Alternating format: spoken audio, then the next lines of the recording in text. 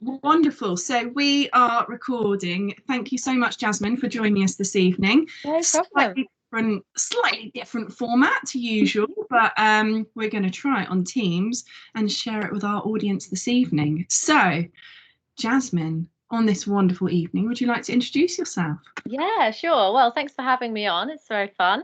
Yeah, so I'm Jasmine. I'm a freelance producer by and large, and I work mostly in theatre. I work a lot in children's theatre, and I specialise in working with emerging companies and performers, so people starting out and getting on their feet, etc.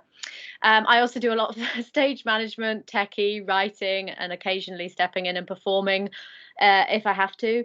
And I'm mostly against my will.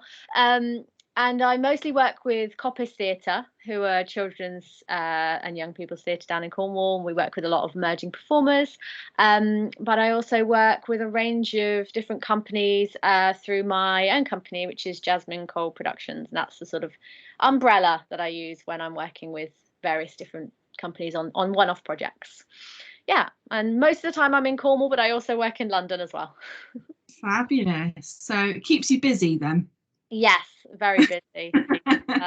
I very rarely have proper days off, which is not good. But yeah, I'm always on the go, lots of different projects at once. But I do really enjoy that. And isn't it lovely to wake up some mornings and pinch yourself and think, I really am doing what I enjoy? Exactly. Yeah. And I love when you see what are they doing now kind of things from university friends and school friends and things, and just counting the number of people that actually did go on to work in theatre is always quite small, and it does make you just remember how lucky we are that do it. It's really fantastic. So do you have with your mindset being theatrical, do you have different hats or coats or Yeah, I guess so. like today I'm going to be a director, I'm going to wear my director's hat. Today I'm going to be an actress, I'm going to wear a flamboyant coat. Like, Yeah. I Definitely do.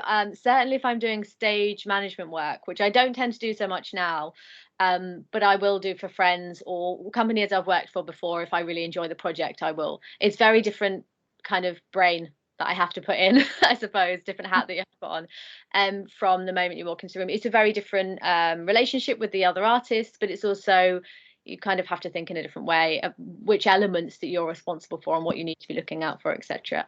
But also I think I tend to, because I'm a producer, it's the multifaceted, constantly working on multiple projects, switch between things quite quickly. So I could be working on, an arts council bid in the morning, then quickly do a Zoom with someone about a writing project. And then in the afternoon, I might be, getting costumes out of the costume store and checking everything. And you get used to working in that way, I think, as a producer. So that's useful. Although it does mean I'm very good at like time management and stuff and getting everything done. But when it comes to when I've got a writing job to do, it's very difficult to go, you have to just sit down and do this now. You can't be going, oh, I'll just do that job and I'll quickly just reply to that email. You have to concentrate on that one thing. So I'm probably not so good at that, maybe. But it is a case of kind of swapping hats between different jobs, I think. Yeah, it's a funny one. Actually, I find that quite a bit because now and again you think, okay, now I need to concentrate. I need to do this work. And actually quite often it helps if you talk about what you're going to write or go for it, because we back onto a field and I do a few laps with my dog Harry, and I almost talk to myself in my head as I go around, and then I come back and I literally just go bang bang bang bang bang, and you think, I do that exact thing. Yeah. Oh, just before we started this evening, I went for a quick walk along the beach, and I was like, right, is there anyone particular I need to make sure I mention? Oh, I should definitely mention Coppice. I've got to mention Coppice. That kind of thing where you just rehearse what you're going to do later. Or I tend to do that when I'm eating breakfast as well. So what have I got to get done today? What are the priority jobs? That kind of thing, which I find really useful. Although I also find then if I'm working on just one project for any extended period of time, for example, I've just almost finished working with the Little Angel Theatre in Islington on a project. And those were days where I'd be just on that project for like 10 till 6 each day for a week. And I found it really difficult to kind of just work on one project, which was quite interesting. I suppose I'm so used to now jumping between things. yeah, it was a bit of a challenge. Quite self-indulgent, doesn't it? Because I've just recently done a few consultation weeks, and I've just been focused on that project, and it's been really difficult to say, nope, I'm only working on this week. And actually it feels a bit strange. Feels like you're in slow motion in a way, doesn't it? It does, yeah. You've got a list of things to get done, and you've effectively done one, even though that was a big thing. It still feels like I've only done one thing, you know. So yeah. So you mentioned that you're doing this project in Islington. Yeah, so that's what just else are you currently working on, or what can you give us a little hint of what's to come for the winter period? So I'm just wrapping up that. So I was working on The Wishing Tree for Little Angel, which was a lovely show. It was supposed to be outdoors during the summer, and unfortunately COVID pushed everything back. We had to move indoors, and it was all a bit different, but it was so lovely to work on. But so yeah, I'm wrapping that up at the moment. But next, we've got Science Adventures. The Power Pickle is about to come to the end of the tour for this season, so we're taking that show back out next spring, and we're doing schools tour and some festivals, and that's all very exciting. But my brain's now kind of gone into Christmas mode. So Coppet, every year we do a Christmas show, and for the last few years it's been a Jack Frost show starring the lovely Keith Sparrow, and with the Snow Queen with Nina Hills, and they're just fantastic to work with. And so we're doing that again this year, which is very exciting. We're about to kind of announce details and launch stuff, so it's a bit top secret at the moment. Oh, my light's gone out. Okay. Yeah, so I'm doing that at the moment, and then also we're working with various venues and things. Truro, Bid, again, which we love working with them. They always support us, and we do some really nice things, walkabout stuff in Truro. And then we're doing sort of prep work for next season. I'm starting to prep for Edinburgh as well, because the applications for Edinburgh go in December, so I have to kind of have these two things on at once. Yeah, but the next thing that I'm doing at the moment is so I was for a long time on the board of the St Day Old Church, which is a Ruthless church in St Day near Redruth, which has now been turned into community and arts centre, and so I've been programming and helping to run their first season, which is fantastic. We've got a show this Saturday and one in 2 weeks' time as well, two solo performance storytelling pieces, which are really, really lovely. And I've been working with those artists on getting those shows ready to share. And then sort of beginning of the Christmas season for us is November. So just squeezed in at the end of October, we've got a couple of Coppice has got a couple of spooky storytelling events as well, which I'm really looking forward to, because we did our haunted bookshop a couple of years ago, and that was obviously supposed to go out on tour just when the pandemic lockdown hit, and we had to put everything on hold. And so we're really hoping to take that out next year, but this year we're doing something a bit more sort of light-hearted and fun, and for our performers to just have a nice little time, like tell some stories, have a nice time, and scare some children, basically. So yeah. Two questions for you. Number one, is Keith Sparrow going to be playing Jack Frosty? Because I get in trouble if it's not Jack Frosty. If it's someone else. No, it will definitely be Mr. Jack Frost. Yeah, he will be. Yeah, it's this year really exciting. We're doing the show theme is time travel. Oh. So Jack Frost this year has got himself a time machine, and you can imagine, I'm sure if you've seen the shows, Charlotte, before, he is not the person you put in charge of a time machine, because he is pretty naughty is probably the word to say. He is always late, he's always just running off with the cupcakes, that kind of thing. So yeah, we're really excited for this one. I can't wait. Yeah, that's going to be great. Question is, are there tickets available for St Day this weekend, and are there tickets available for Halloween, and where do we find the tickets? Yes, so for St Day this weekend, so this coming Saturday is Fundamental Arts. Gary Cordingley, who is a local Falmouth based storyteller, and he's doing his show Medusa. Tickets for that are available from stdayoldchurch.org/events.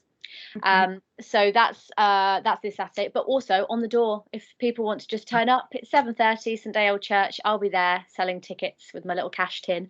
And then 2 weeks time, which is the Saturday the 16th, we've got Whole by Emma Spearing, and she's come down from Cambridge. That's a really lovely show, which is about losing her twin sister to cancer, age 38, and it's a gorgeous with live music and just really beautifully put together show. It's like, can't wait to see that in the old church. It's going to be gorgeous. And then the Halloween storytelling, which is also at the old church on Saturday the 30th of October, which will be, I think it's 3 p.m. in the afternoon. So it's a little hour-long thing, and there might be some craft activities and some bits and pieces. I'm really plumping for gingerbread spiders at the moment, so we might have some decorating table, that kind of thing. All those tickets are from stdayoldchurch.org/events. And yeah, off the door. That's a spider, but it smells so nice. Yeah, and covered in icing and sprinkles. Sounds great. Brilliant. Yeah, and then tickets for Christmas will be going on sale soon. We're just ironing out all the last little bits of details. We're finding out the casting and getting bits and pieces of things put into place. But yeah, it's really exciting. So who's best to follow for that? Is that Visit Truro, or is it Coppice? Truro and Coppice, yeah. So we're doing the majority of it's in Truro, but we are doing a few shows outside of Truro.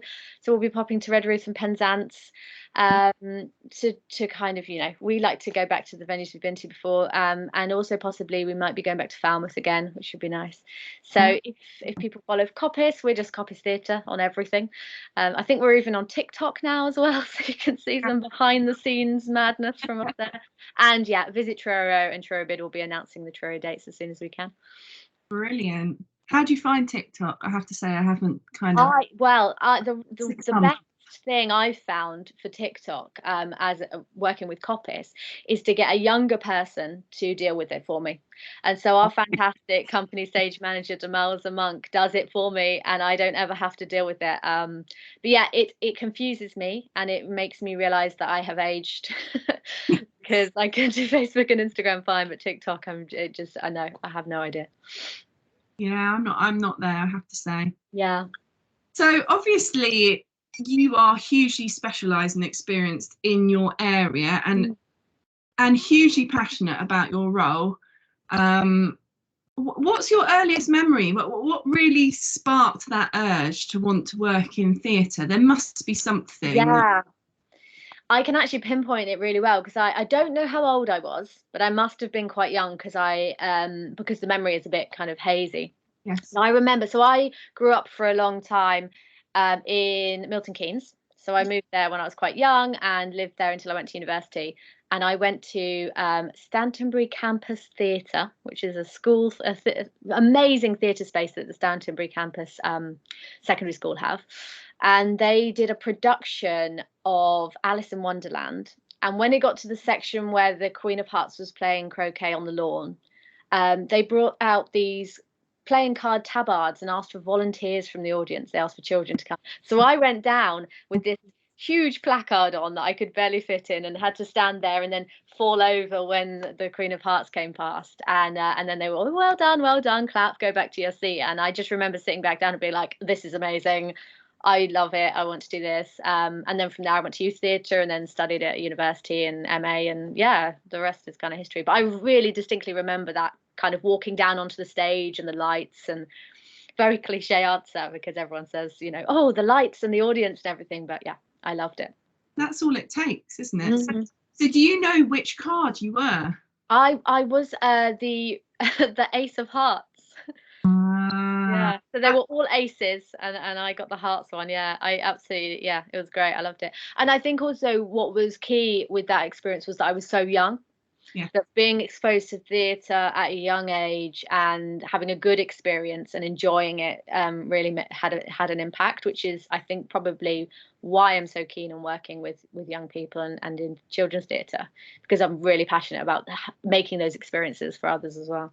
And isn't it so important to make that accessible as well? Because, we all know, I mean, there's so many people that, they come to 18, they've never been to the theatre or never been in an art gallery or a museum. Yeah. Actually, if you start from a very young age, and what I think is amazing is that Coppice put on such and it's not because I'm just talking to you, good quality theatre that's hugely entertaining for all ages. Yeah. Mum and dad will be giggling in the corner and the kids will be rolling around laughing, engaging with it. And it's always really reasonable as well. And the way you advertise it, it isn't theatre. It's, you know, it's family theatre. Come along, come and have fun. And you absolutely make it appeal to everybody. And I think it's brilliant. I mean, Leia, my daughter, has been watching Jack Frosties for several years now. And it's like, it's the highlight of her year. She absolutely loves it. She absolutely loves it. And I remember we bumped into Keith in the street a while ago, and she's like, oh, Jack Frosty. It was just like completely starstruck. You get that so often as well. There's so many children out there who for them he is Jack Frost. And I think he told us about once when he was in Marks and Spencer's and a little boy came up to him and was like, "What are you doing here, Jack Frost?" And I'm like, "Oh, don't tell anyone. I'm I'm on a secret mission," kind of thing. But yeah, it's really important to us actually as a company, and our directors Mike and Connie, when I say direct, I mean as in they direct the shows. They're always really keen that it's accessible for the adults as well. And Mike particularly calls it like the Pixar effect, you know, when you see something and some of the jokes that aren't in there for the kids and some of it isn't in there for the kids, it's for the adults, but also about not dumbing down theatre just because it's for children, that they should have an equally quality, engaging and entertaining but also educational show. And so when we do our summer shows, so like Science Adventures, just gone out, we take a lot of time and go, okay, well, making sure we're giving the right message and making sure if we're giving scientific principles, we have someone on board who will go, oh, let me just check that is accurate. And, you know, some of our team are from a science background to make sure that that's the case. And yeah, it's really key for us. And I think giving children an experience that young that is good, and them coming back year on year and growing up with it, I think is just lovely.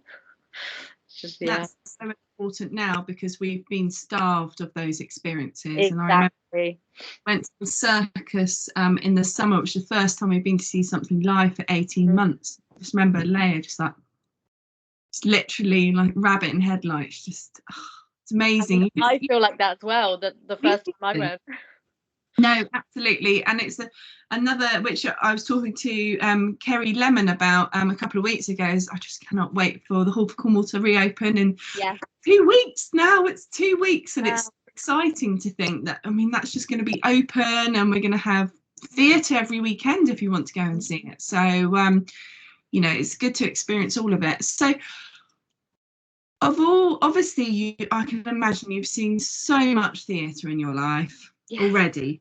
But there's always the show, the play, or the company that is up there on a pedestal that you haven't seen yet that you would love to see. And what would that be? Well, this is a tricky one because I think for me it would be seeing something that actually is not actually possible for me to see, and that would be if I could go in the Jack Frost's time machine, just pop back in time to the first ever performance of Waiting for Godot, because I think how amazing to see it for the first time, to see it before any edits were made, before any changes, because you know when theatre goes out there's always things that change over time, but also just to have an opportunity to see the reaction of the audience when they first saw that play, I think would be amazing. And I absolutely love Beckett. Beckett's one of my favourite playwrights, and I studied him when I did my MA in classical theatre. And I just think that'd be amazing. But if I had to choose one that wasn't a time travel situation, then it would probably I've seen almost all the shows that Rum and Clay have produced, but there are a couple that I didn't see because I didn't know of the company or because I couldn't make the dates, etc., which may never come back. And I think I'd probably love to get them to just redo the shows I've missed. I've heard of them, so I'm going to have to do a They're bit of great. Yes, definitely look them up. So they are currently touring an amazing production of War of the Worlds that we saw in Edinburgh. They're a London-based company, but they're fantastic. They're very kind of physical theatre and clown. And Coppice were really lucky actually because one of the members came and did a workshop for some of our emerging people and team members in kind of clown and physical theatre performance, and it was brilliant. Yeah, we really rate them. So yeah, if you ever get the chance, Rum and Clay, good company to look out for. Fabulous. Okay, I will note that down. I think we're going to have to share a few recommendations in the comments later when we share this Yeah, evening. absolutely. I've got loads. It's so lovely to share experiences with people like that, though, as well. And you think, oh, do you know what? I've heard this is really good, and then to hear people's responses as well afterwards. Yeah, definitely. So, just moving on to the next question. So, the last few weeks, it's come up in conversation naturally. I always try and avoid it, but it's unavoidable. COVID has had a massive effect on all of us, and in particular, in the arts and events industry.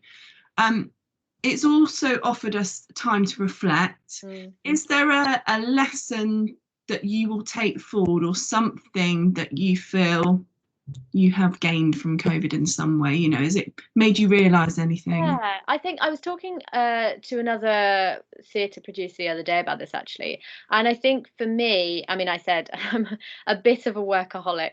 And for me, I think it was just the realization that I need to take more time out and to actually allocate days off, because I'm so used to working project to project to project, and multiple projects happening at the same time, that sometimes it can be easy to just get sucked into working and not take time to go for a nice walk, or we did a lot of just going for a walk in lockdown because that's all we could really do, and also getting back into reading, because I used to absolutely love reading all the time, and I found that when I'm full on in projects, and I just don't make time for it. And I think that's something that I've regained, that kind of love of reading through lockdown happening, but then going back into working kind of normal hours again, just finding time to be like, well, I'm just having this evening off. I'm going to read my book, or I'm going to watch something. But also, I think it's made me realize just how much I love watching live performance live. Yes. Because when it was only available via Zoom or via pre-recorded, which is a fantastic second best, don't get me wrong, it's just not the same. And having that live, and especially projects you've worked on or that you've put in place, or if you're you've got a company in and you're sharing that with an audience, I just really love being there and seeing the reaction of audiences to work, and having those conversations afterwards that you have where you go, oh, I love this bit, and oh, do you remember, and not just in terms of maybe live theatre and stuff, but also going to the cinema. And so we went to the cinema for the first time recently for a long time, and it was just when you've watched the film and you come out and go, oh yeah, this bit and that bit, and you have that conversation and that chat. It's kind of that social aspect to it that I really have missed. Not let's go and do the washing up. Yeah. Which you do at home, don't you? Yeah. Or oh, just pause it here because I'm going to quickly. It's like you can't. It's live, or it's yeah. Actually, that's one thing that it's funny. Actually, I forgot about that. Is going to the theatre or going to the cinema, and that chat that you have when you walk home. Like, what that bit again? Did you understand that bit? How did you think that was going to happen? Oh, I didn't expect that. And it's I totally think it's also a bit of a networking thing. Like that's when you have conversations about ideas, or someone goes, oh, that reminds me, I was going to ask you about this. Yeah. And it's definitely at the theatre that a lot of the jobs that I do have come from just chatting to people.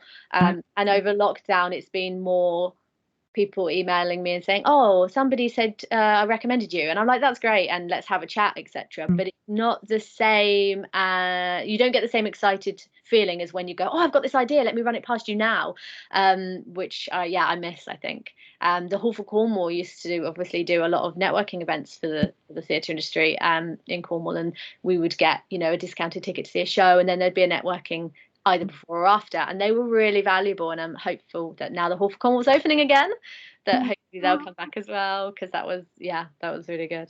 There's a little note to the Hall for Cornwall: bring those back, please. We need them. We need them.